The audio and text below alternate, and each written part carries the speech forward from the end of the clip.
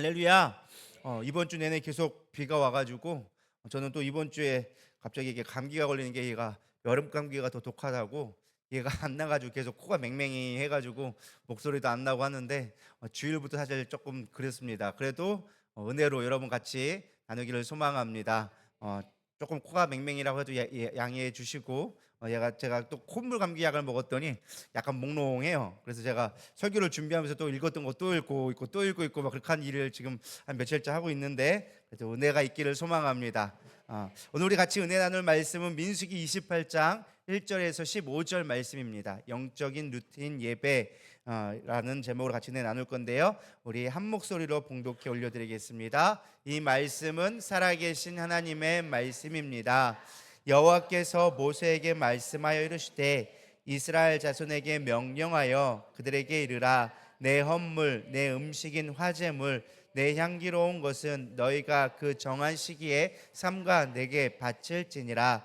또 그들에게 이르라. 너희가 여호와께 드릴 화제는 이러하니 1년 되고 흠없는 순양을 매일 2마리씩 상번제로 드리되 어린 양 한 마리는 아침에 드리고 어린 양 한 마리는 해질 때에 드릴 것이요 또 고운 가루 10분의 1 에바를 빻아 낸 기름 4분의 1 흰을 섞어서 소제로 드릴 것이니 이는 시내산에서 정한 상번제로서 여호와께 드리는 향기로운 화제며 또 그 전제는 어린 양 한 마리의 4분의 1 흰을 드리되 거룩한 곳에서 여호와께 독주의 전제를 부어 드릴 것이며 해질 때에는 두 번째 어린 양을 드리되 아침에 드린 소제와 전제와 같이 여호와께 향기로운 화제로 드릴 것이니라. 안식일에는 1년 되고 흠없는 순양 2마리와 고운 가루 10분의 2의 기름 섞은 소제와 그 전제를 드릴 것이니 이는 상번제와 그 전제 외에 매 안식일의 번제니라. 초하루에는 수송아지 2마리와 순양 1마리와 1년 되고 흠없는 순양 7마리로 여호와께 번제를 드리되 매 수송아지에는 고운 가루 10분의 3의 기름 섞은 소제와 순양 1마리에는 고운 가루 10분의 2의 기름 섞은 소제와 매 어린 양에는 고운 가루 10분의 1의 기름 섞은 소제를 향기로운 번제로 여호와께 화제를 드릴 것이며 그 전제는 숫송아지 1마리에 포도주 반이니요 순마리 1마리에 3분의 1이니요 어린 양 1마리에 4분의 1이니 이는 1년 중 매월 초하루의 번제며 또 상번제와 그 전제 외에 순염소 1마리를 속죄제로 여호와께 드릴 것이니라. 아멘. 네, 오랜만에 민수기로 다시 돌아왔습니다. 금요일 날에는 민수기를 강의를 하고 있는데요. 제가 문득 궁금해졌어요. 민수기가 꽤나 많이 한 것 같은데 오늘이 39번째인가 아마 그렇게 될 거예요, 강의로.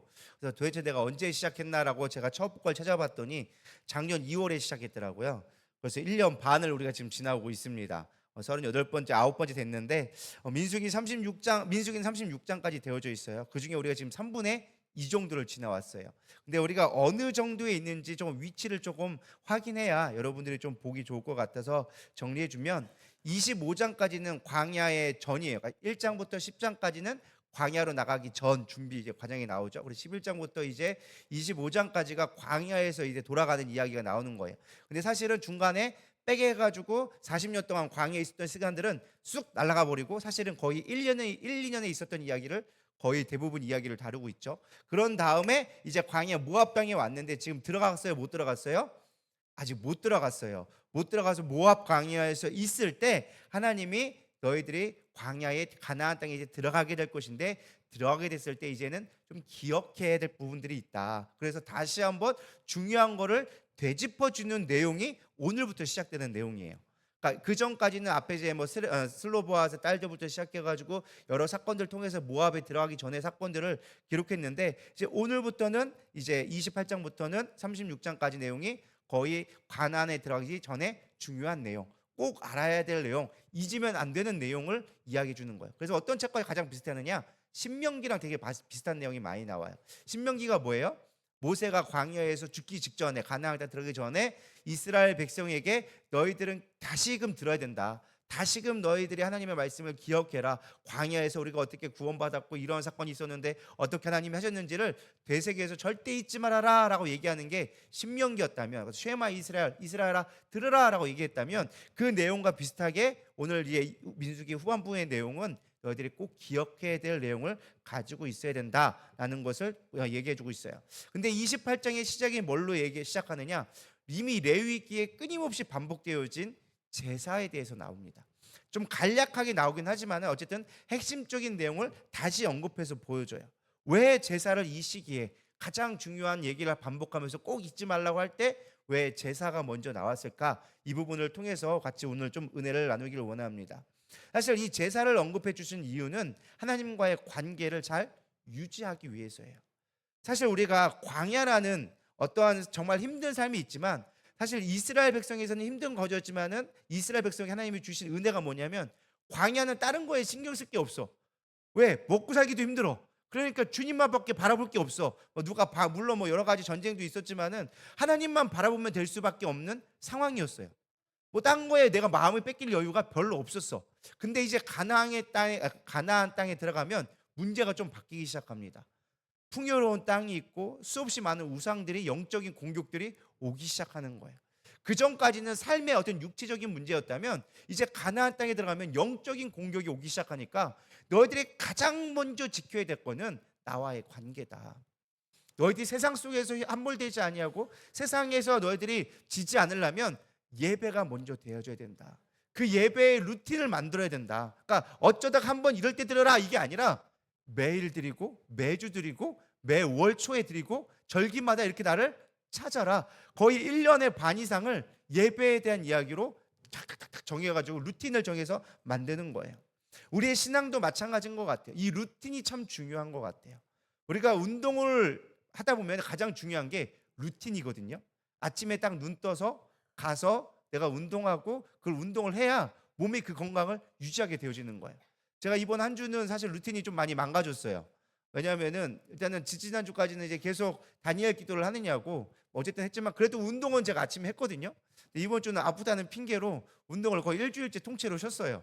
그랬더니 이 루틴이 망가져가지고 원래 아침이면 6시면 딱 일어나가지고 비몽사몽이 어쨌든 일어나서 운동을 갔는데 지금은 8시까지 뒹굴뒹굴하고 있는 거예요. 아프다는 이유로 약 먹었으니까 힘드니까 자야지. 그랬더니 이게 몸이 망가지기 시작하는데 이제 배가 막 나오기 시작하고 몸이 근육이 풀려지기 시작하는데 이게 한없이 늘어지기 시작하는 거예요. 그래서 중요한 게 루틴이 중요하구나. 이게 별거 아닌 것처럼 보여도 이 루틴이 무너지니까 삶이 많은 것들이 부작용이 나오기 시작하구나. 우리 영적인 것도 마찬가지예요. 영적인 루틴을 잘 세워야 돼요. 할렐루야. 여러분 영적인 루틴을 잊지 않기를 소망합니다. 오늘 3가지 영적인 루틴을 얘기해 주고 있어요. 본문에 보면 첫 번째는 상번제라고 해서 날마다 드려야 되는 제사. 또 두 번째는 안식일, 우리가 말하면 주일을 지키는 제사, 이 루틴을 만들어주고, 세 번째는 매월 초하루에 드리는 월삭, 처음에 첫 예배를 드리는 월상 예배를 얘기해주고 있습니다. 근데 이게 어느 때만 드리고 어느 때는 안 드리고 하는 것이 아니라 매일 예배를 드려야 되고 매주마다 드려야 되고 매월마다 드려야 돼요. 이 영적인 시간적인 관념으로 우리가 어떻게 적용해 볼 수 있고 어떻게 지켜나갈 수 있는지를 좀 살펴보려고 합니다. 그래서 첫 번째는요, 매일의 헌신, 하루에 2번의 영성 루틴이 필요하다는 거예요. 그게 뭐냐? 영성 큐티예요. 날마다 우리가 드려지는 예배가 가장 중요한 게 무엇이냐? 말씀 묵상이 제일 중요하다라는 거예요. 3절에 보면 또 그들에게 이르되 너희가 여호와께 드릴 화제는 이러하니 1년 되고 흠없는 순양을 매일 몇 마리요? 두 마리를 상번제로 드려라 라고 얘기했어요. 이 상번제는 먼저 상이 아니라 항상 상이에요. 항상 드리는 제사. 그래서 여기 보면은 상번제가 항상 태워서 드리는 제사. 그래서 상번제라는 말을 썼는데 히브리어로는 올라밤이라는 말로 썼습니다. 그래서 매일 매일 드리는 거, 1년 365일 빠질 거 없이 매일 드려지는 게 되어야 된다. 근데 중요한 건 2마리예요. 왜 2마리일까요?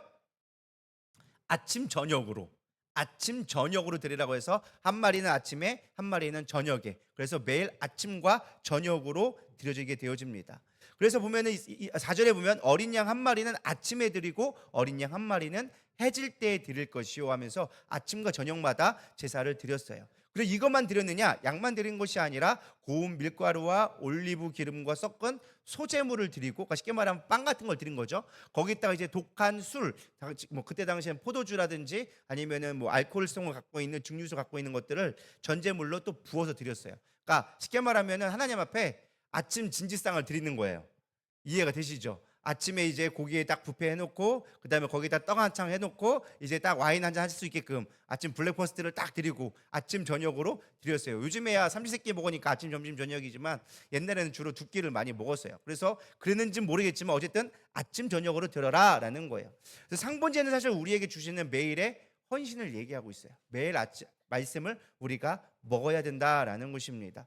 근데 문제는 많은 요즘의 크리스천들이 썬데이 크리스천, 그러니까 쉽게 말하면 주일날 예배 드리는 거로 신앙생활을 끝내는 경우가 많이 있다는 거야. 그건 성경적인 원리가 아니에요. 성경적으로는 우리가 아침 저녁으로 말씀을 늘 먹어야 되는 거예요.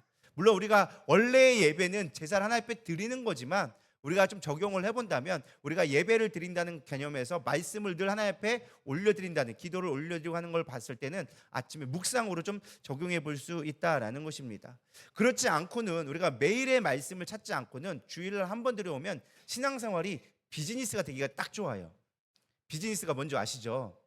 거래가 되어지는 거예요. 하나님, 내가 예배 신앙생활 지켰어요. 나 하나님 믿어요. 그러니까 천국은 갈게요. 거기다 조금 더 내가 헌신하니까 조금 더 복은 주셔야죠. 이렇게 비즈니스 관계가 되기가 좋다라는 거예요. 하나님이 원하시는 건 비즈니스 관계가 아니라 어떤 관계다? 친밀한 관계예요. 우리가 일주일에 한 번 데이트하다가 결혼을 왜 해요? 같이 있으려고. 결혼을 하는 이유는 뭐예요? 사랑하니까 함께 하려고 하는 게 결혼이란 말이죠. 여기 하나님도 마찬가지라는 거예요. 날마다 같이 해야 된다. 한 번만으로만 만족하지 않는다. 너는 나의 신부다. 나와 항상 같이 하자. 그래서 아침과 저녁으로 함께 하자라는 것입니다. 지금 우리 누리달교회에서는 매일 아침마다 생명의 삶을 가지고 아침 묵상이 올라가고 있어요. 예전에는 새벽 예배를 드리다가 많은 분들이 함께 하지 못해서 어떻게 하면 더 많이 함께 할까 고민하다가 아침마다 이제 매일 저희가 주일 빼놓고는 항상 올려드리고 있는데, 여러분 함께 하시기를 소망합니다. 어떤 목장에서는 이제 하루에 3장씩 읽자고 같이 하는 목장도 있다고 하더라고요. 아주 좋은 것 같습니다. 근데 그것만 하고 또 교회 건 또 안 하면 그것도 좀 문제가 있는 거예요. 교회 거 하시면서 같이 하시길 바랍니다. 그래서 많아도 나쁘지 않아요. 뭐 성경책 한 장 더 읽는다고 3장 더 읽는다고 갑자기 세상 망하지 않으니까 같이 읽어 가시면서 은혜 많이 받기를 소망합니다. 근데 중요한 건 여기서 보면은 아침과 저녁을 들고 있다라는 거예요. 사실 우리가 아침 묵상하는 거 되게 중요하거든요. 아침에 10분, 15분 아니면 뭐 20분, 30분 이렇게 묵상할 수 있는 것도 되게 귀한 거긴 해요. 근데 성경적으로 본다면 저녁에도 할 수 있어야 된다라는 거예요. 사실 저는 예전에는 진짜, 제가 요즘에는 조금 게을러져 가지고 많이 못하지만 옛날에는 정말로 아침 저녁으로 제가 항상 묵상을 했었어요.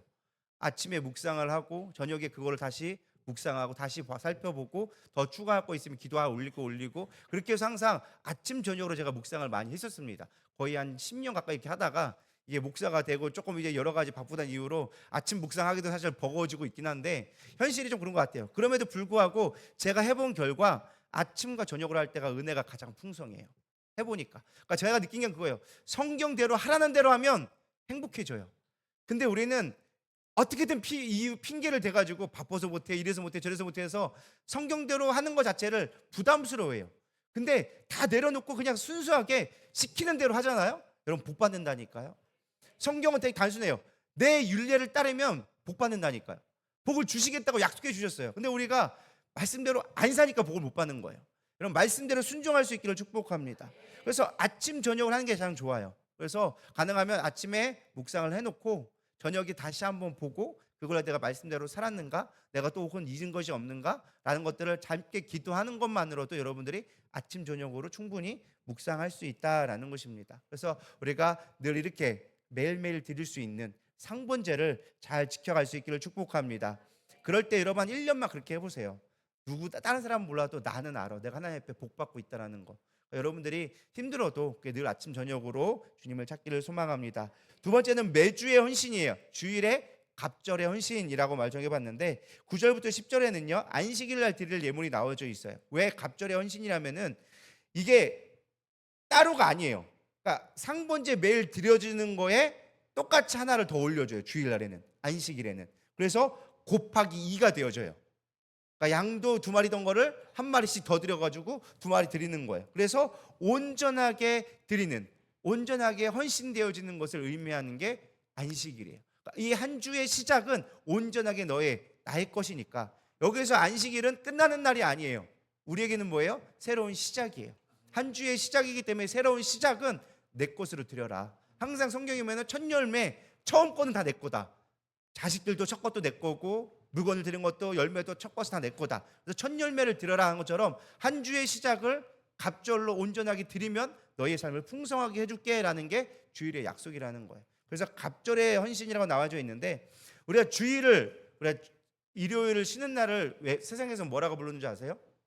헐리데이라고 그래요. 노는 날, 휴가, 주일 이게 불러요. 근데 우리는 헐러데이가 아니라 홀리데이, 그래서 거룩한 날이 되게끔 하는 게 믿음의 사람들이다라는 것입니다. 그래서 여러분 삶 가운데 날마다 주일이 거룩해져야 돼요.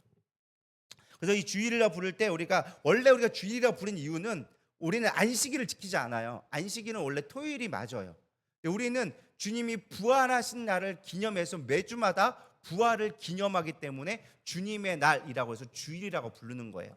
아직도 사실은 조금 아시는 분들이 일요일이라고 부르시는 분들이 있어요. 우리는 일요일이 아니라 무슨 날이요? 주일이 되어져야 된다. 그래서 한 주의 마지막이 아니라 한 주의 시작이 되어져야 된다. 그게 안식일날 지켜야 될 거라는 거예요. 그래서 우리가 주일날에는 뭘 드려요? 예배를 드려요. 제사가 아닌 예배를 드리는 이유가 무엇이냐? 이 예배라는 게 월십이란 말로 씁니다. 월십은 월스라는 가치라는 뜻과 쉽, 뭐뭐로 여기다, 그러니까 가치 있게 여기다라는 말이 월십이란 말을 쓰는 거예요. 그러니까 예배는 주님을 나의 삶 가운데 가장 가치 있게 여깁니다라고 하는 날이 뭐예요? 주일이 되어지는 거예요. 그러니까 우리는 이 한 주간의 삶 가운데 가장 가치 있는 시간으로 내 시간을 드리는 것이 주일이 되어줘야 된다. 근데 우리가 주일날 숙제하듯이 억지로, 습관으로, 그냥 눈칫밥에 이렇게 드리면 하나님이 기뻐하신다, 안 기뻐하신다? 안 기뻐하신다. 그럼 복받은 날이 되지 않는 거예요. 복받은 날이 되려면 그날을 가치 있게 여겨야 돼요. 할렐루야. 그래서 요한계시록 4장 11절에 보면 나와져 있어요. 우리 주 하나님이여 영광과 존귀와 권능을 받으시는 것이 합당하도다. 영광 받으시는 게 합당합니다. 주님, 하나님이 영광 받으셔야 합니다. 나의 것이 아닙니다. 나의 날이 아닙니다. 아버지의 날입니다라고 올려드리는 것이 예배의 가장 기본이다. 그래서 우리가 이 루틴을 잘 만들어야 돼요. 주일의 루틴을 잘 만드셔야 되고, 매일의 삶 가운데 말씀의 루틴을 잘 만들어야 영이 풍성해지고 하나님과의 관계가 좋아질 수 있다. 세 번째는 매월의 헌신이에요. 월삭 제사를 드리게 되어진다라는 것입니다.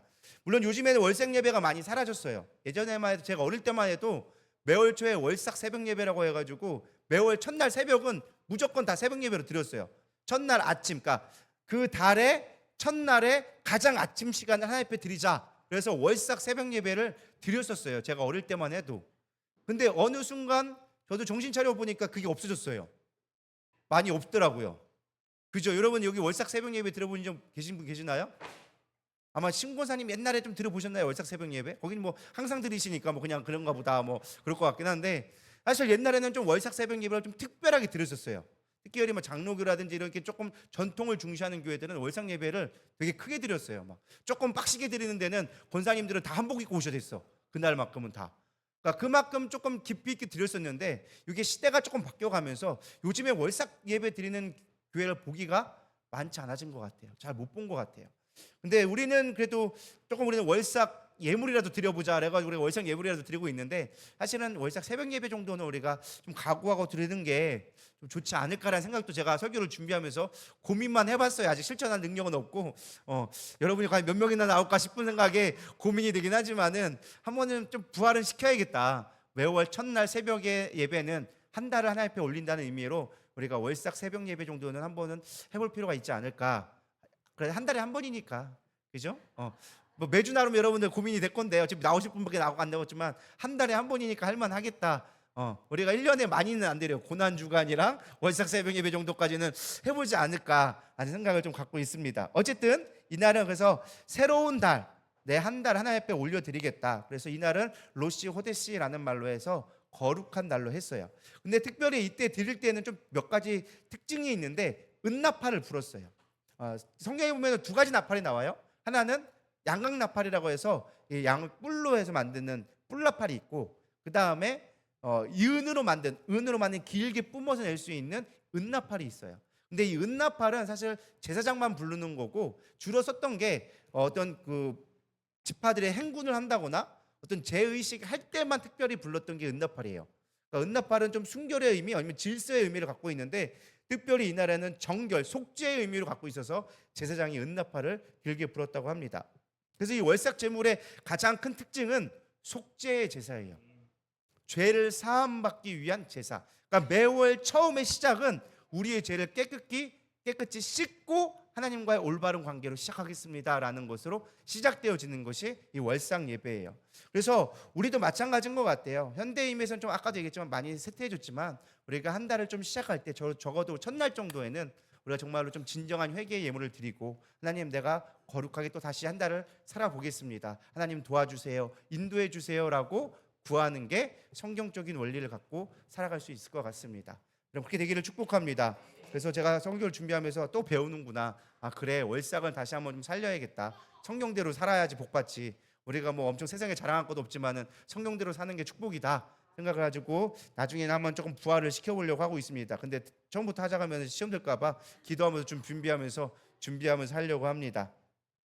두 번째는 이제 무엇이냐? 우리 시간적인 의미에서 오늘 본문 말씀을 살펴봤는데, 이거를 조금 영적인 의미에서 조금 더 적용을 해서 좀 도대체 이 드려지는 제사 하나하나가 어떤 의미가 갖고 있는가. 물론 레위기에 제가 예전에 한번 한 적이 있지만 간략하게 여기서 드려지는, 특별히 가나안 땅 들어가기 직전에 드려지는 의미가 무엇인가를 좀 생각해서 우리 가운데 적용해 보기를 원합니다.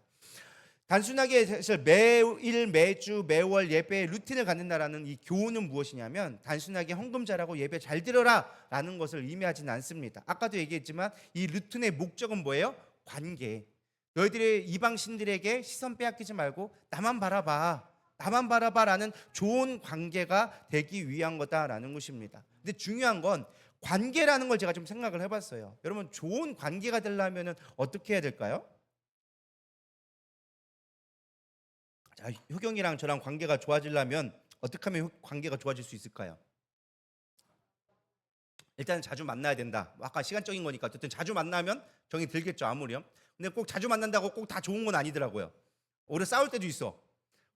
어떨 때 좋은 관계가 더 잘 될 수 있을까요? 자주 만나는 건 기본이고,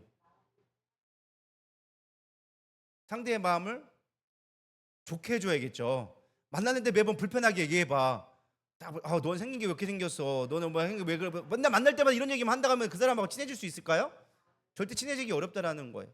그 사람을 기쁘게 해줄 때 좋은 관계가 되더라고요. 제가 보니까 선물은 마음을 곱게 한다는 게 성경의 원리 딱 맞는 거예요. 여러분, 선물을 자주 주면요 친구가 많아져요. 아주 쉬워요. 그냥 잘 먹이고 내가 잘 쏘잖아요? 그럼 친구가 많아져요. 근데 내가 안 쏘잖아요? 인간관계가 좁아져요. 딱 치문만큼 거두게 되어져 있어요. 제가 왜 이걸 말씀을 드리느냐? 하나님을 기쁘시게 할 수 있는 것을 계속하면 하나님과 친밀해져요. 이 원리를 말씀드리고 싶어서 뱅뱅 돌린 거였어요. 하나님이 기뻐하는 걸 하면, 하나님이 좋아할 거를 하면 하나님하고 친해져요. 그러니까 하나님이 좋아하는 게 뭐다? 예배를 기뻐하세요. 근데 예배만 드리는 게 중요한 게 아니라, 다른 데 열왕이라는 거 이런 데 보면은 너희들을 제사만 드렸다고 그걸로 퉁치지 말아라. 나는 니들의 그 재물 듣기도 싫다. 찬양 부르지도 말아라. 이렇게 할 때도 있단 말이에요. 왜? 마음은 없고 그냥 껍데기만 와 있으니까. 정말 중요한 건 뭐예요? 주님이 무엇을 기뻐하는지 마음을 들릴 수 있는 게 되어져야 한다라는 거예요. 그래서 이 좋은 관계, 어떻게 좋은 관계 되느냐? 주님이 좋아하시는 기준이 있어요. 주님이 원하시는 게 있단 말이죠. 그거를 만족해 주면 주님이 좋아하신다라고 여기서 가르쳐 주고 있어요.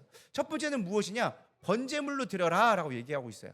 하나님이 기뻐요. 여기 아까 2절에 보면 이렇게 나와져 있죠. 한번 2절 한번 읽어볼까요? 1절인가 2절인가? 2절. 자, 이스라엘 자손에게 명령하여 그들에게 이르라. 내 헌물, 내 음식인 화제물, 내 향기로운 것은 너희가 그 정한 시기에 삼가 내게 바칠지니라. 이게 하나님이 좋아한다라는 거예요. 뭘 내게 가져와라 라고 얘기하는 건 내가 이거 좋아하니까 이거 가져와 라고 얘기해 주는 거거든요. 근데 그 가져올 때 중요한 게 재물을 가져오는데 화제로 하나님 앞에 드리라는 거예요. 3절에 그들에게 이르라. 너희가 여호와께 드릴 화제는 이것이니, 화제는 온전히 드리는 거거든요. 이 온전히 태워드리는 불의 제사를 화제라 그래요. 하나님이 기뻐할 때 화제로 드려진다라는 거예요. 이거를 신약에 가면은 바울은 이렇게 해석해 줍니다. 로마서 12장 1절에 보면, 그러므로 형제들아 내가 하나님의 모든 자비하심으로 너희를 권하노니 너희의 몸을 하나님이 기뻐하시는 거룩한 산 제물로 드리라. 이는 너희가 드릴 영적 예배니라. 그러니까 바울이 해석을 해준 거예요. 하나님이 기뻐하시는 제물이 있고 그 화제 제사 방법이 있는데, 하나님이 기뻐하시는 거는 너희가 거룩한 산제물이 되게 되어야 돼. 근데 그걸 화제로 드려야 되는데 어떻게 태우는데 살아가느냐, 이게 좀 적용하기가 어려운데, 이 산제물이란 표현 자체는 이 유진 피터슨이 이렇게 해석해 줬어요. 여러분의 매일의 삶, 일상의 삶, 자고 먹고 입는 모든 삶을 하나님께 헌물려 드리는 것입니다. 그러니까 내 삶 자체가 뭐예요? 하나님 앞에 제물이 되어지는 삶이 산제물이 되어진다라고 얘기를 해주는 거예요. 그럼 도대체 어떻게 산제물이 되어지는데요? 옛날 제사는 그냥 잡아가지고 제물 바치면 되지만, 내가 제물이 돼야 되는데 내 삶을 어떻게 하나님이 원하시는 삶으로 드릴 수 있는데요? 라고 했을 때 저는 크게 두 가지로 좀 요약해서 말씀을 드리려고 합니다. 첫 번째는 무엇이냐? 몸으로 드리는 예배가 되어줘야 돼요. 내가 산제물이 된다는 건 내 몸이 반드시 여기 와 있어야 된다는 거예요. 저는 예배에 있어서 가장 중요한 게 몸을 준비한 거라 생각해요. 성경에, 제가 제 개혁이 아니라 성경의 내용을 보면은 하나님이 제물을 받을 때는요, 흠 있는 거 받지 않으셨어요. 깨끗하고 순전하고 어린 양을 나에게 바치라고 얘기했어요. 왜요? 하나님한테는 하나님은 거룩한 분이기 때문에 티끌이 있거나 잘못된 것을 받지 않으신다라고 끊임없이 얘기해 주고 있어요. 하나님이 입이 까탈스러워서가 아니라 그거를 드릴 수 있는 거룩함을 나타내기 위해서 그렇게 하셨다라는 거예요. 특별히 노아의 홍수가 났을 때 하나님은 일부러 제사에 쓰일 거룩한 거를 구별해서 따로 준비해 주셨어요. 이거는 너희가 제사로 드릴 거니까 따로 내가 거룩하게 분려했으니까 이거는 7쌍 가지고 있고 다른 건 다 2쌍만 있으면 돼. 이것만 7쌍 있어. 이건 나에게 바칠 거니까 내가 구분해 줄게. 친히 자기 거를 구분해 두셨어요. 그만큼 하나님은 구별되어진 것, 정결한 거를 원하신다라는 거예요. 그럼 우리의 몸이 어떻게 된다는 거예요? 정결하고 거룩하게 구별되기 원하신다라는 거예요. 내가 거룩하니 너희도 거룩해져라. 거룩함이 필요하다는 거예요. 근데 그 거룩함의 첫 번째는요, 내가 친히 가야 된다는 거예요. 내가 몸이 되어줘야 돼. 그러니까 이게 무슨 말이냐, 우리가 오늘날 예배 드릴 때 몸이 가 있지 않은 예배들이 생각보다 많이 있어요. 가장 대표적인 예배가 온라인 예배 같은 경우 있어요. 저는 온라인이 나쁘다고만 얘기하지 않습니다. 제가 성교학을 공부하고 하다 보니까 이게 온라인 예배는요, 선교학적으로 전도학적으로는 되게 좋은 도구가 될 수 있어요. 그러나 예배학적으로 볼 때는 저는 별로 좋은 도구는 아니라고 생각해요. 많은 사람들이 온라인 예배로 편리하게 예배를 드렸다고 생각하는 사람들이 너무 많아요. 여러분, 그거는 잘못된 가치관이라는 거예요. 우리의 몸이 준비되어져서 내가 이 자리에 거룩하게 준비하는 게 중요해요. 그러기 위해서 내가 철저하게 준비되어져야 돼. 주의를 잘 드리기 위해서, 이 예배를 드리기 위해서 여러분들은 준비된 자로 와야 돼요. 그래서 요즘에는 조금 많이 이렇게 복장이나 대해서 오픈되어 있지만, 옛날에는 어떻게 했어요? 무조건 목욕하고 갔어야 돼. 이해가 되시나요? 옛날에 예배 드릴 때는요, 그냥 추리링에 이런 거 입고 슬리퍼 신고 가면 큰일 났어요. 제가 어릴 때만 해도, 제가 중고등학교 때만 해도요, 반바지 입고 예배 드리면 혼났어요, 선배들한테. 어디 하나님 앞에 예배 드리는데 반바지 입고 오냐고. 막 특히 여자 같은 건 치마 입고 오잖아요. 큰일 났어요. 막 짧은 치마 입고 오면 들어오지 말라고. 어디 하나님 앞에 정말 배꼽 나오는 거 어떻게 하나님 앞에 그렇게 보일 수 있냐고. 안 됐단 말이에요. 옛날에 윤석철 목사님은 그런 거 입고 있으면 다 나오라고 한 다음에 막 몽둥이로 후들겼어요. 어떻게 이런 거 하냐고. 어떻게 머리 염색해가지고 이렇게 오냐고. 네가 그거 한 거냐고 막 하면서 혼났단 말이에요, 옛날에는. 요즘에는 그 패션으로 그냥 다 그냥 그런가 보다 하고 넘어가고, 뭐 쪼리를 씻고 오든 뭐 반팔을 입고 오든 뭐 반바지 입고 오든 그냥 넘어가는데, 옛날엔 안 그랬단 말이에요. 근데 사실은 저게 뭐 옛날 얘기한다 뭐 할지는 모르겠지만은 그것도 어느 정도 저희가 필요하다 생각을 해요. 우리가 너무 화려하게, 너무 튀게 예배 드리는 거는 사실 하나님 앞에 너무 쉽게 갈 수 있어요. 물론 우리 하나님이 받으시는 건 우리의 껍데기를 받으시는 분은 아니에요. 우리의 껍데기는 별로 안 받으셔. 하나님 우리의 중심을 보시긴 하지만, 그러나 내가 준비된 모양으로 갔을 때, 설령 미국에처럼 내가 힙합으로 해가지고 막 이렇게 막 금목걸이 치고 막 이렇게 금반지 끼고 막 헤이오 해서 간다 할지라도, 걔가 그걸 최선을 준비했다면 하나님 그걸 받으시겠죠. 우리한테는 안 맞을 수 있겠지만. 이해가 되시죠? 중요한 제가 드리는 건 여러분들의 마음에 준비를 잘 해서 와야 된다는 거예요. 그게 거룩한 몸으로 드려지는 예배예요. 그냥 자다가 눈대게 비벼가가지고 그냥 머리 눌린 채로 오고 막 있던 거 어디가 저기 있던 거 빨지도 않는 거 대충 해가지고 막 그거 알아서 입고 오고 막 그냥 있던 거 막 이런 거 아니고 정말 준비된 자세로 옷이 비싸고 싸고 뭐 패션을 떠나서 잘 정결되어지고 준비되어지고 하나님 앞에 몸을 준비하는 게 중요하다. 그럼 몸만 준비한 게 이 껍데기만 준비한 게 중요하냐? 아니요. 마음도 중요해요. 예배 전에는요 여러분들 웬만하면은 영화 같은 것도 잘 안 보고 와야 돼요. 너무 야한 영화 같은 거 보고 오면 예배가 잘 집중이 될까요? 말씀 듣다가 갑자기 이상한 게 보이지 않으면 이게 아유 왜 그러냐 이렇게 될 때 이게 될 수밖에 없다는 거예요. 막 귀신 나오는 영화 보고 오면 여러분 예배가 될까요? 막 귀신이 앞에서 돌아다닐 걸요. 막 갑자기 막 튀어나기도 하고 막 이상한 거 보이기도 하고 막. 그러니까 우리가 그걸 아예 통째로 못 보라고 하면 안 보면 가장 좋지만 뭐 우리가 원튼 원하지 않던 이렇게 볼 수밖에 없는 상황이 되잖아요. 근데 가능하면 예배 전에는 그런 것들을 분별을 해야 된다. 준비를 하고 와야 된다. 토요일 날 막 술 다 먹고 와가지고 친구랑 놀고 와가지고 주일날 다음날 예배 되겠냐고. 안 된다라는 거예요. 내가 철저하게 주일날 준비되어지고 토요일 날은 일찍 자고 해야 되는데 토요일 날 게임 시큰하다가 와가지고 예배 드리려면 예배 잘 될까요? 다 졸고 앉아있지. 그건 예배가 아니라는 거예요. 하나님은 그런 예배를 원하지 않는다는 거예요. 거룩한 산제물이 되어져라. 내가 드릴 예배는 그런 예배다. 내가 원하는 예배는 그런 예배다. 껍데기만 드려진 예배 마라. 몸을 드리는 예배가 되어져라. 너의 삶이 되어지는 예배가 되어져라 라고 얘기하는 거예요. 두 번째, 몸에 드려지는 예배, 산제물은 무엇이냐? 공동체적 예배예요. 몸을 세우는 예배가 되어져야 한다라는 것입니다. 정말 하나님이 기쁘신 예배는 무엇이냐? 나만 복받는 예배가 아니라는 거예요.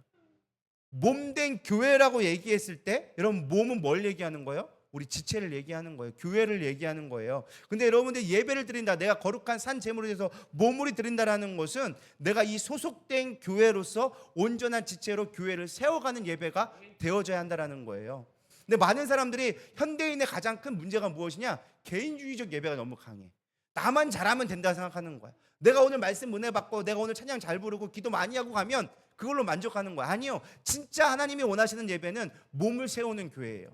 내가 거룩한 산 제물이 되어지는 몸이 되어져야 한다는 거예요.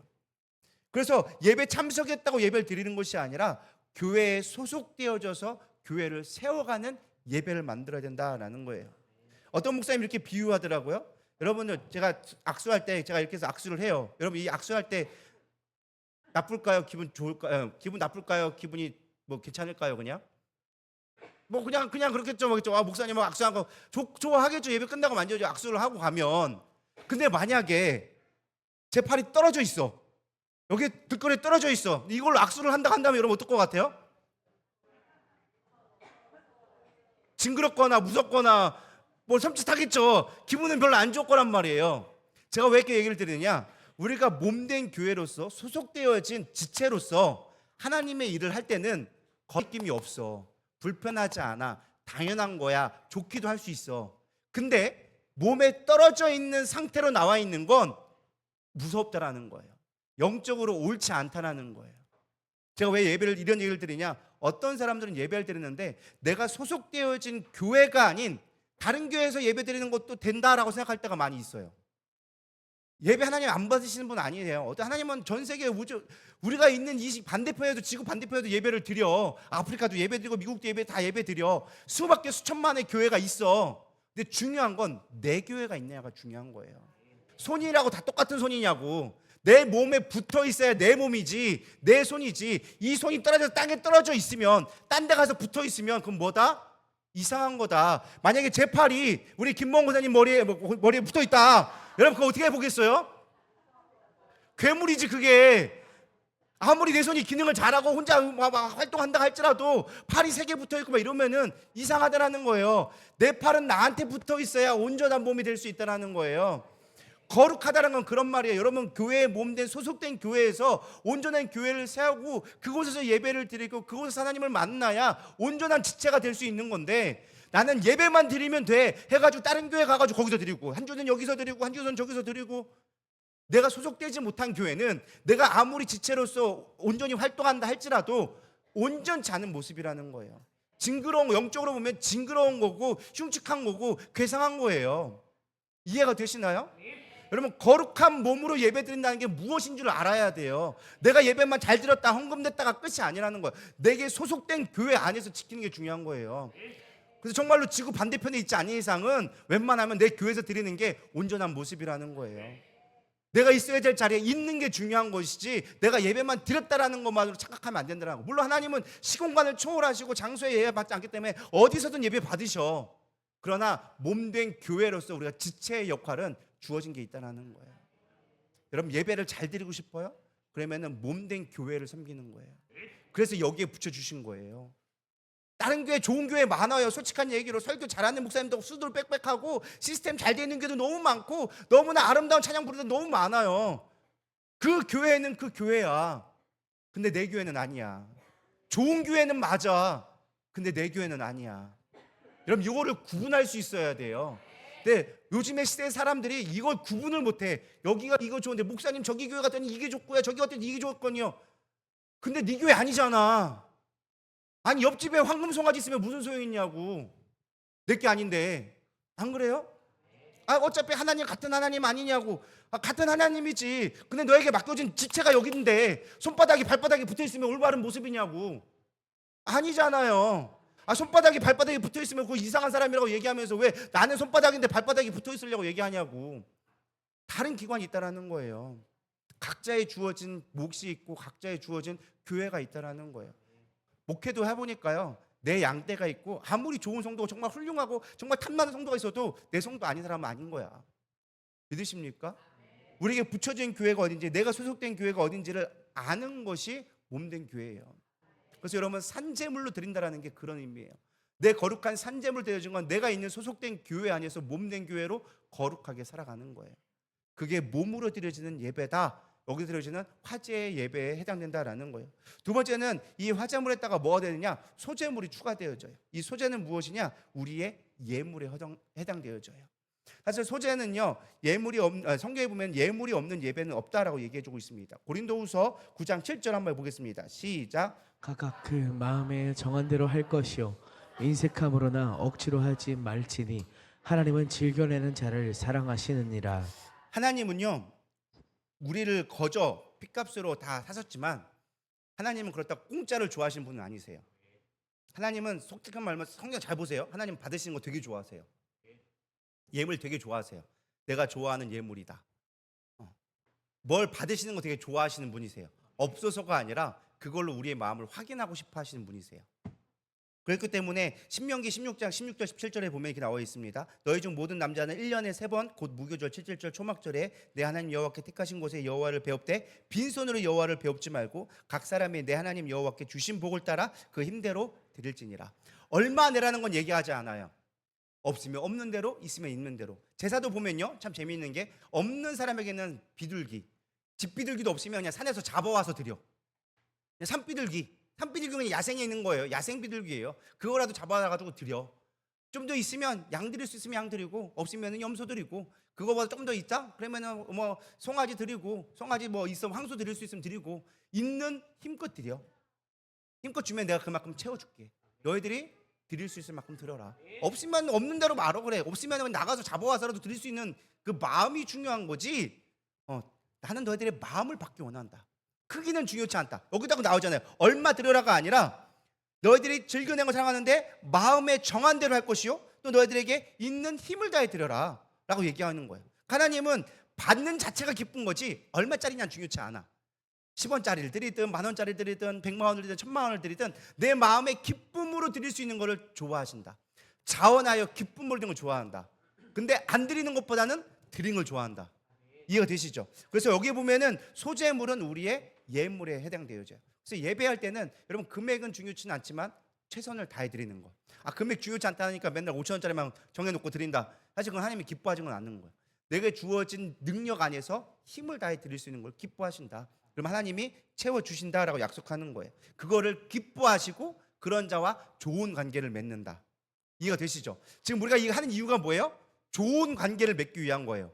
지금 이 계속 이 영적인 루틴을 만들려고 하는 건 뭐예요? 좋은 관계를 맺자라는 거거든요. 너희들이 가나안 땅에 들어가서 이방한테 뺏기지 말고 세상에 뺏기지 말고 나랑 좋은 관계 맺자. 근데 이 좋은 관계라면 이게 매일 매주 그다음 매월 드리고 그 방법을 어떻게 드리느냐? 내가 좋아하는 방식대로 드려라. 그거를 내가 온전한 삼재물로 드려서 너희 몸이 되게끔 하고 너희 드리는 이 마음을 대하여서 예물을 드릴 때 내가 기뻐하겠다라고 가르쳐주고 있는 거예요. 그러니까 우리가 하나님을 모르니까 하나님이 내가 이런 거 좋아한다라고 대놓고 우리한테 가르쳐주고 있다라는 거야.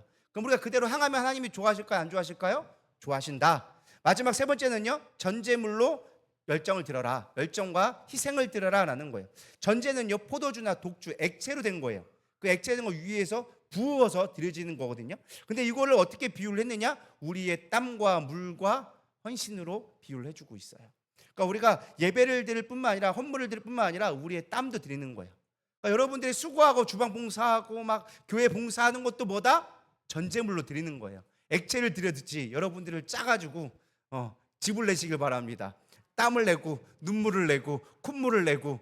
근데 하나님은 그걸 뭐 하신다? 좋아하신다. 우리가 볼 때는 더럽고 저거 왜 하나 싶지만 하나님은 그것 또한 기뻐 받으신다. 심지어 성경에 뭐라고 하느냐, 우리의 눈물을 천사가 받아다가 금잔에 받아가지고 하늘 보좌에 올려드린다고 얘기했어요. 성도의 눈물의 기도는 하나님이 그렇게 귀히 여기신다. 전제물로 여기신다. 하나님 기뻐하시기 때문에 여러분들 기도하면서 우는 거 부끄러운 거 아니에요. 아우 남들 보면 어떡하나 막. 어떨 때는 옛날에 제가 막, 요즘에는 많이 그렇진 않는데 옛날에는 막 수련할 때 가면은 아버님 콧물이 갔다가 올라갔다 막 그런단 말이에요. 막 올라갔다 내려갔다가 막 한단 말이에요. 근데 하나님은 그것 또한 기뻐 받으신다. 우리가 볼 때 아우 들어 저거 언제 떨어지나 막 이렇게 보고 있는데 하나님은 그것 또한도 기뻐 받으신다. 그래서 우리가 하나님이 뭘 좋아하시는지 하나님의 취향을 파악을 해야지 내가 열심히 한다고 되는 게 아니에요. 많은 사람이 착각하는 게 내가 열심히 했으니까 내 수고를 하나님이 알아주시겠지, 내 수고가 아니라 하나님이 좋아하는 수고를 해야 된다는 거예요. 하나님이 기뻐하는 수고를 해야지. 그럴 때 열매가 있게 되어진다. 그렇다면 마지막 예배의 결과, 이거는 본문에 나와 있는 내용은 아닌데 짧게 정리하고 마치도록 하겠습니다. 첫 번째는요, 환난 날에 도움을 주신다라는 거예요. 시편 50편 14절 15절 읽어보겠습니다. 시작. 감사로 하나님께 제사를 드리며 지존하신 이에게 내 소원을 갚으며 환난 날에 나를 부르라. 내가 너를 건지리니 내가 나를 영화롭게 하리로다. 하나님은요, 예배를 잘 드리는 자, 뭐였어요? 감사로 하나님께 제사를 드리는 자, 예배를 잘 드리는 자에게는 네 소원을 갚아줄 건데 환난 날에 나를 찾으면 내가 너를 도와줄 거야. 그러니까 예배를 잘 드리는 자, 정말 하나님 마음에 합한 자로 예배 드리는 자는 너희들이 어려울 때 나를 찾으면 내가 만나줄게. 여러분, 대나가나 하나님 찾는다고 만나는 게 아니라는 거예요. 항상 얘기하잖아요. 관계가 좋아야 위기 가운데 도와줄 수 있는 거예요. 만약에 김몽호 사님하고 저하고 맨날 관계가 별로 안 좋아, 서먹서먹해. 근데 예를 들어서 제가 문제가 생겼어. 권사님 도와주세요 하면 도와줄까요? 안 도와줘요. 뭘 보고 도와줘? 근데 예를 들어서 옆에 있는 이게 권사 유대인 수사님 나랑 관계가 좋아, 여기는. 근데 여기는 안 도와줬더니 여기 딱 부탁할 때면 도와줄까요? 안 도와줄까요? 도와주는 거예요. 아주 쉬운 원리예요. 우리가 하나님과의 관계가 좋아지면 위경 가운데 하나님이 나를 도와주신다라는 거예요. 이거는요, 내가 어떤 딜의 조건이 아니라 관계로 나오는 거예요. 어떤 딜은 그 사업 가운데 한 번만 잘하면 돼. 근데 관계는 늘 잘해야 되는 거예요. 그러니까 늘 예배 드려야 되는 거고 늘 안식일에 드려야 되는 거고 하나님을 찾아야 내가 위경 가운데 있을 때 도움을 받을 수 있다라는 것입니다. 그래서 친밀함이 무엇보다 중요하다. 그래서 영적인 루틴에 있는 것들이 우리가 할 수 있는데 그 대표적인 성경 인물이 한 사람이 있더라고요. 어떤 사람이 있냐? 다니엘이 있어요. 다니엘서 6장 10절에 보면 이렇게 나와져 있거든요. 한번 읽어볼까요? 시작.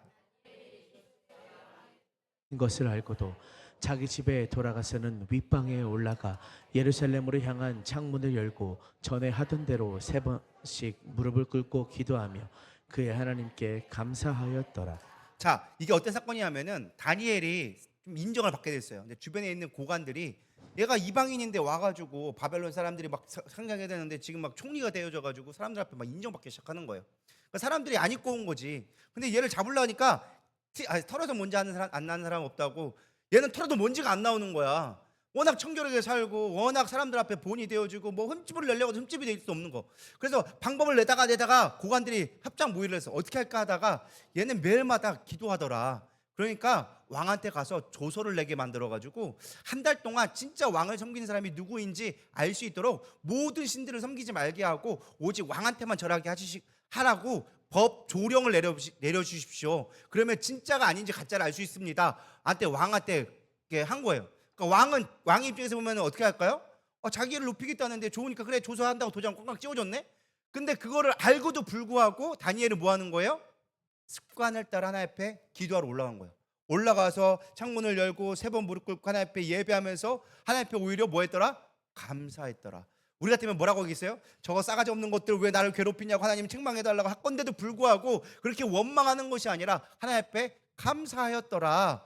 그러니까 그게 어떻게 됐어요? 저들이 봐봐요 제 왕을 온전히 섬기지 않아. 쟤 분명히 배신자일 거예요. 쟤 보니까 이방신 여호와라는 신 섬기고 있는데 왕을 섬기지 않아요. 쟤는 이제 없애버려야 돼요. 그러니까 왕이 이미 법으로 체결을 했으니까, 그때는 왕의 말이 법이니까, 법에 이미 도장 꽝꽝 찍었으니까 지키지 않으면 왕의 체면이 깎이는 거야. 그래, 안 되겠다. 내가 정말 아끼지만 내 법을 만들어놨으니 내 말이니 할 수 없으니 야 사자굴에 던져버려라. 던져놨는데 하나님 어떻게 했어요? 던졌는데 사자의 입을 꽉 주둥이 물어놔가지고 배고프게 못 물게 한 거예요. 그러니까 다 끝나고 나가지고 가봤더니 막 왕이 급해서 가봤더니 얘가 잘 죽었나 봤더니만은 멀쩡히 살아있네. 그래가지고 나와가지고 왕이 오히려 너 진짜다, 네가 진짜 하나님 믿는다, 하나님이 오히려 높이는 기회로 만들어 주셨다라는 거예요. 여러분, 우리가 늘 하나님 앞에 기도하고 간구했을 때 하나님 우리를 지켜주실 수 있게 만들어 주신다라는 거예요. 내가 예배했으니까 도와주세요 이게 아니라 하나님과의 친밀한 관계, 어떠한 상황 가운데 또 하나님하고 친밀해졌을 때 하나님이 지키시고 보호하신다라는 거예요. 우리가 구하지 않아도, 다니엘은 단 한 번도 사자굴에서 자기를 살려달라고 기도한 적이 없어. 그저 하나님을 찬양했어요. 어떤 상황이 있다 할지라도 하나님을 신뢰했어요. 그러니까 하나님이 지켜주시고 보호하시는 거예요. 하나님 이거 도와주세요 저거 도와주세요 할 필요 없어. 진짜 믿음의 사람들은 뭐 하는 거예요? 난 하나님을 신뢰합니다. 내가 아무리 위경 가운데 있다 할지라도, 내가 아무리 고난 가운데 있더라도 난 하나님을 신뢰합니다. 하나님을 의지합니다. 하나님을 찬양합니다. 하나님을 예배합니다. 그렇게 될 때 하나님이 도와주시는 거예요. 바울도 와보세요. 감옥에 갇혔어. 딴 사람 같으면 아우 나 왜 감옥에 있어요, 곧 죽겠네요, 슬퍼할 텐데 바울은 거기서 뭐 했더라? 예배했어. 찬양했어. 그러니까 하나님이 뭐 하고 있어요? 찬양하다가 피곤해가지고 잤어. 그러니까 천사가 와서 욕을 툭툭 차면서 깨워. 너 왜 자고 있냐? 그래서 오히려 하나님이 나가지고 야 내가 너 구해줄 때가 빨리 나가. 오히려 천사가 와가지고 바울을 꾸내준다니까요. 하나님이 그렇게 일하시게 만드는 거예요. 우리가 늘 예배하며 하나님을 섬기는 자가 되어졌을 때, 하나님과의 친밀한 관계 될 때 하나님이 우리를 저절로 도와주시는 거예요. 도와주세요 뭐 해야 되는 할 필요 없어. 그거는 어린아이 신앙인 거야. 진짜 하나님을 신뢰하면 알아서 도와주신다.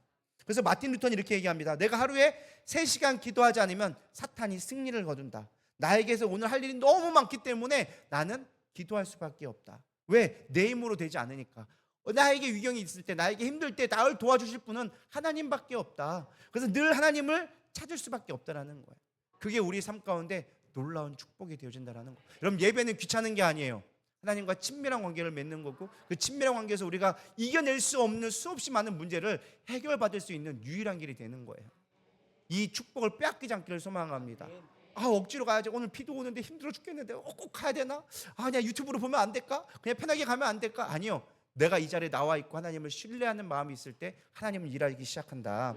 두 번째는요, 우리의 마음의 소원과 계획을 이루게 하신다라는 거예요. 우리 시편 37편 4절 읽어보겠습니다. 시작. 또 여호와를 기뻐하라. 그가 내 마음의 소원을 내게 이루어 주시리로다. 여호와를 기뻐한다는 게 뭐예요? 예배의 모습이요. 예배의 본질은요, 하나님을 기뻐하는 거예요. 믿으십니까? 예배는요, 조건이 아니에요. 하나님 이거 주세요 하는 타협의 시간이 아니에요. 예배는 하나님을 기뻐하는 거예요. 그 기뻐할 때 내 마음의 소원도 이루어 주신다. 그래서 사도행전 10장 2절에 보게 나와져 있어요. 그가 경건하여 온 집안과 더불어 하나님을 경외하며 백성을 많이 구제하고 하나님께 항상 기도하느니. 이게 누구 얘기냐? 고넬로 얘기예요. 백부장 고넬로가 있는데 이방인이었어요. 근데 늘 하나님을 경외하고 늘 예배하고 가족들과 함께 하나님 앞에 찬양하니까 하나님이 얼마나 급하셨으면, 얼마나 기쁘셨으면 베드로 있는 걸 불러다가 너 가서 그 집에서 집회 좀 해줘라. 내가 거기서 할 일이 많다. 그래서 거기 보내가지고 집회했더니 거기에 수많은 사람들이 성령 받고 놀라운 역사, 초대교회 처음에 오순절 다음에 가장 큰 역사가 여기서 일어났다는 거예요. 여러분, 우리가 사모하고 예배할 때 하나님이 인도하기 시작하는 거예요. 우리의 소원을 이뤄주기 시작하는 거예요. 여러분 가운데 그런 은혜가 있기를 소망합니다. 이거 주세요 할 필요 없어요. 항상 주님 앞에 있기를 소망하니까, 예배하는 자가 되어지니까 그 마음에 생각하는 것까지도 들어주시더라. 제가 보니까요, 뭐 하나님 이거 주세요 저거 주세요는 항상 잘 안 들어주셔. 별로 이렇게 응답이 없었는데, 중요한 건 내가 그래도 항상 예배 자리에 있으려고 하니까 필요한 건 하나님이 다 채워주셔. 여러분, 그런 것들 경험했으면 좋겠습니다. 생각만 해도 주시는 하나님. 구하는 건 잘 안 주시긴 하는데 생각한 건 다 주시더라고. 이게 묘한 차이긴 한데, 이게 내가 구하는 것들은 가만히 보니까 욕심으로 구한 것들이 많고, 생각하는 건 내가 필요한 것들이 많더라고. 하나님 쌀이 떨어졌네 하면 쌀은 꼭 와. 그건 필요해. 그건 하나님이 주셔. 옷좀 하나 정장 좀 사야겠는데 그거 살쪄가지고 안 맞네? 그럼 누군가를 통해서 꼭 옷을 사줘. 그거는 필요한 거야. 그럼 하나님이 생각만 해도 주셔. 근데 하나님 나 이거는 하고 싶은데 이거 안 될 거야 하면은 별로 응답이 없으셔. 그건 나한테 필요하지 않는 것 같아. 한번 기다린 것 같아. 근데 제가 느낀 건 그거예요. 내가 하나님 앞에 뭘 기쁘게 했을까? 내가 뭘 그렇게 하나님 앞에 했을까? 가만히 생각해 보면 딴 거 없어요. 그래도 예배 자리 지키려고 하는 거. 예배에 꼭 있는 거. 여러분들은 1년에 한두 번 빠질 수 있잖아요. 저는 이제까지 빠진 적이 거의 없어요. 빠지면 안 되니까. 어쨌든 직장이라고 하면 그럴 건 하지만 어쨌든 저는 주일날 거의 웬만하면 빠진 적이 없어요. 그런데 하나님 앞에 기쁨 되는 건 삼시세끼 그냥 무조건 예배 가운데 있는 거. 그게 큰 축복이다. 이게 되게 쉬워 보이는 건데 어려운 거고, 이게 되게 기본적인 건데 가장 큰 축복이에요. 할렐루야. 그래서 예배가 축복되기를 소망합니다. 마지막 세 번째는요, 형통의 복이에요. 형통의 복. 우리 시편 1편 2절에 3절 읽어보겠습니다. 시작. 오직 여호와의 율법을 즐거워하여 그의 율법을 주야로 묵상하는도다. 그는 시냇가에 심은 나무가 철을 따라 열매를 맺으며 그 잎사귀가 마르지 아니함 같으니 그가 하는 모든 일이 다 형통하리로다. 자, 주야로 묵상한다는 게 뭐예요? 말씀을 주야로 묵상하는 것. 날마다 아침에 상번제, 저녁 아침 저녁으로 드렸던 예배를 드린 것처럼 늘 말씀을 내 안에 머물게 했을 때 그는 시냇가에 심은 나무처럼 철을 따라 열매를 맺게 되어진다. 하나님이 형통하게 해주신다는 거예요. 열매 맺게 하신다는 거예요. 때가 되어지면 열매가 있어야 돼요. 때가 되어서 열매가 없잖아요. 하나님 그걸 저주하셨다고 얘기하고 있어요. 무화과나무를 저주한 것처럼, 야 너 지금 열매를 맺어야 돼. 파괴의 열매를 맺어야 되는데 아직 열매 종아리도 없네. 너는 어차피 못 맺을 나무다. 저주받게 되어지는 거예요. 우리가 시절을 쫓아 열매를 맺는 게 너무나 큰 축복이에요. 수고한 거에 복을 얻는 거 큰 축복이에요. 그게 형통이거든요. 하나님의 계획이 우리 가운데 이루어지는 게 형통이거든요. 그 형통이 여러분 가운데 있기를 소망합니다. 언제요? 예배 가운데 있을 때. 놀라운 건요, 막 우리가 삶을 살다 보면 어려운 일 당할 수 있어요. 고난도 있고 때로는 사업이 힘들어질 때도 있어요. 근데 놀라운 사실은 예배자는요, 망할 것 같은데도 망하지 않아요. 바닥을 치는 것 같은데도 다시 일어날 힘이 생겨요. 근데 막 잘 될 것 같죠? 근데 예배를 등한시 하잖아요. 한 방에 망해서 일어날 힘이 없더라고요. 제가 그걸 여러 번 봤어요. 그러니까 우리가 하나님 안에 있는 자체가 풍성함을 누릴 수 있는 비결이에요. 저희 가족도 그랬는데 사실 저희 가족이 어려움이 많이 있었어요.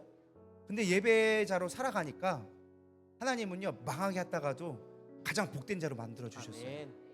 우리 고모들도 있고 막 하시는데 옛날에 저희보다 훨씬 잘 살았거든요. 근데 예배를 잘 안 드려. 안타깝게도 예배를 잘 드리셔야 되는데 안 드려.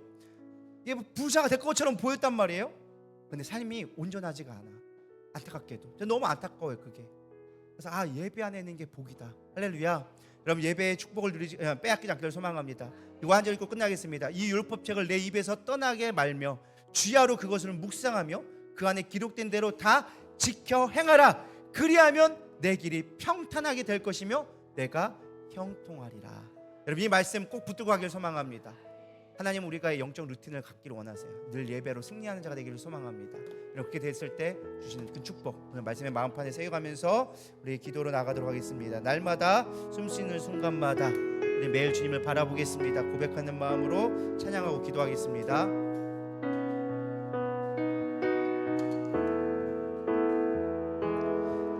날마다 숨쉬는 순간마다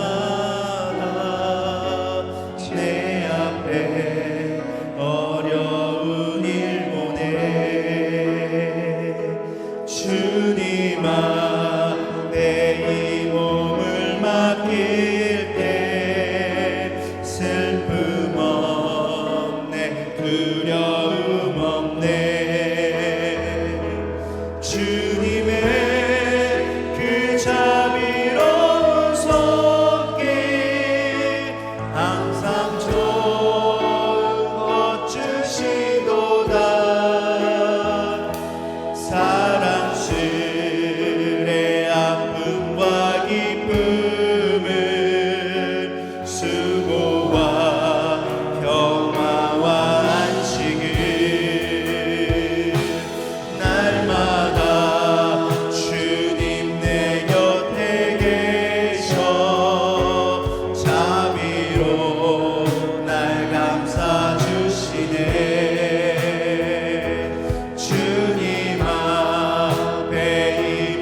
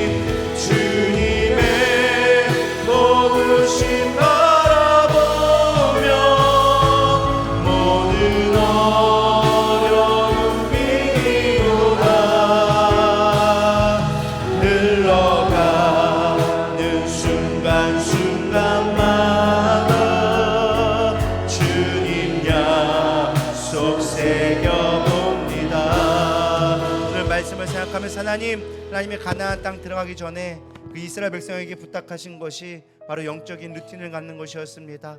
상번제를 드리고 안식일에 예배를 드리며 매월 초하루를 하나님 앞에 온전히 드림을 말미암아 하나님을 잊지 않고 하나님과의 친밀한 관계를 맺기 원하셨던 것처럼 오늘 우리에게도 하나님은 친밀한 관계를 맺기를 원하신 걸 믿습니다. 우리 주님과 더 친밀해지게 하여 주시옵시고 내가 산재물이 되어져서 거룩한 아버지 소재와 아버지 생제를 드려가며 하나님 앞에 가까워질 수 있는 하나님과 정말 친밀한 관계가 되어질 수 있는 우리의 삶이 되어질 수 있도록 붙들어 주시옵소서. 때로는 지루하고 때로는 매일 반복되는 예배처럼 보이지만 그것이 우리의 가운데 가장 큰 축복이며 형통의 길이며 하나님의 보호하시는 축복의 통로 보호막이 됨을 깨달을 수 있도록 은혜 허락하여 주시옵소서. 오늘 우리가 기도하며 나갑니다. 주님을 바라봅니다. 환난 가운데 있다 할지라도 주님만 바라보기 원하오니 주님 함께하여 주시옵소서. 우리 고백하는 마음으로 주여 세 번 부르고 기도하겠습니다.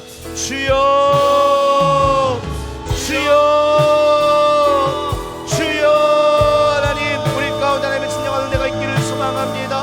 하나님 우리 가운데 원하신 건 영적인 느낌, 매일 아버지 드리는 성번제와 또한 아버 안식의 예물과 또한 조화로의 예배를 통하여줘서 매 모든 순간마다 주님을 기억하기 원했던 주님의 그 마음, 그것은 우리에게 침이 아닙니다. 그것은 우리에게 어떠한 율법이 아닙니다. 주님과 친밀해지는 관계, 주님과 아버지가 가까워지는 것이 복이기에 하나님을 가까이 하는 것이 복이기에 우리에게 그렇게 요구하셨던 것처럼 우리가 진정한 복을 누리기 원하시는 그 주님의 은혜가 우리 안에 회복되기를 소망합니다. 내 안에 회복되게 하여 주시옵소서. 주님과 친밀해지게 하여 주시옵소서. 주님을 더 붙들 수 있도록 주님 역사하여 주시옵소서. 흔들리지 않게 하여 주시옵시고 늘 주님을 붙들며 주님을 사모하는 마음으로 주님을 찾을 수 있는 우리의 시간 아버지 영원히 되게 하여 주시옵소서.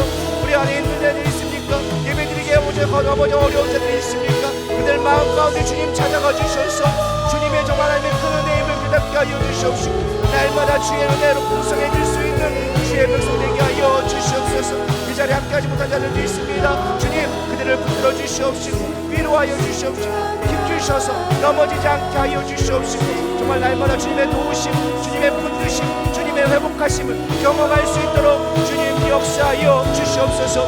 아버지여 연날스러바 가바바 연날스러바카 위들스라 연날스러바카라 야랴랴랴랴랴랴. 주님 힘주시옵소서. 주님 우리 가운데 예배가 회복되게 하여 주시옵소서.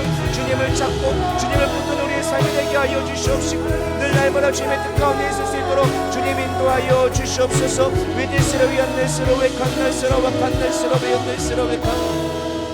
우리 이 시간 특별히도 기도할 때 우리 교회의 아픈 자들을 위해 기도했으면 좋겠습니다. 여러 가지의 육체적 고통으로 고통받는 자들이 너무 많이 있는 하나님 치유하여 주시옵시고 우리의 영적으로 무력해지지 않도록 주님 새 힘을 더하여 주시옵소서. 몸의 아픔으로 말미암아 예배가 멀어지지 않게 하여 주시옵시고 마음이 연약해지지 않게 하여 주시옵시고 아주 다시금 예배가 회복되어질 수 있도록 우리 성도들의 영혼을 만져 주시옵소서. 이 자리에 나오지 못한 자들도 너무나 많습니다. 주님 회복케 하여 주시옵시고 마음이 상한 자들도 회복하게 하여 주셔서 정말 예배를 사모하며 아름다운 공동체가 되어질 수 있도록 주님 함께 해달라고 우리 아픈 지체들을 위해서 형제를 위해 기도하고 개인적으로 기도하고 우리 특별히 우리 돌아오는 월요일날 미스바 기도가 있습니다. 하나님 이 미스바 기도가 다시 회복케 하여 주시옵소서. 영혼들을 살리는 귀한 집회가 되게 하여 주시옵시고 특별히 담임 목사님과 우리 사역자들 함께하는 모든 분들이 아버지 힘을 얻고 정말 하나님의 영광을 위해 쓰임받을 수 있도록 함께 해달라고 우리 특별히 미스바를 위해 기도하도록 하겠습니다. 다시 한번 주여 힘차게 부르고 기도하며 나가도록 하겠습니다.